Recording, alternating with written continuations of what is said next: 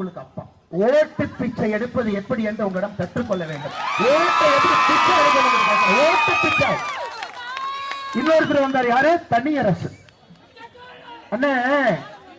நீங்க கோயம்புத்தூர் வந்ததுக்கு நாங்க என்ன பண்ணிருக்கோம்னா, உங்க கட்சி பேர் சொல்ற நல்லா கேட்டுங்க. கொங்கு வெள்ளாளர் கவுண்டர் பேரவை, இதான் உங்க கட்சி.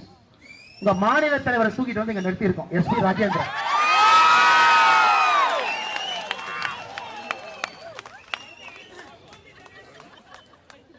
அதனால எல்லாரும் நல்லா புரிஞ்சுக்கங்க ஐயா, எங்களுக்கும் உங்க வழியில அரசியல் பண்ண தெரியும். அது வேண்டாம், இயற்கையாக இந்த பாரதிய ஜனதா கட்சி வளர வேண்டும் என்று ஒன்று இருக்கின்றோம். திருமாவளவன் போடுறார், என்ன போடுறாருங்க? மாட்டியர், வீர வணக்கம், தியாகி. இதை விட மோசமாக ஓட்டு பிச்சை தமிழ்நாட்டில் யாருனாலும் எடுக்க முடியாது. உங்கள்கிட்ட தான் பிஹெச்டி கற்றுக்கணும். ஓட்டு பிச்சை எடுப்பதற்கு அப்படியே கிளம்பி கோயம்புத்தூருக்கு வர்றாங்க. நான் முதல்ல போய் நிக்கட்டுமா? அந்த பூதோட வண்டியில் ஏற்றுற வரைக்கும் கேமராவை பார்த்து நான் பக்கத்தில் நிக்கட்டுமா?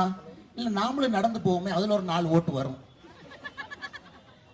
நம்ம கரெக்டா நடந்து போய் அங்கேயும் நின்னா அதுல ஒரு 8 ஓட்டு வந்தா மொத்தம் 12 ஓட்டு நமக்கு வரும்.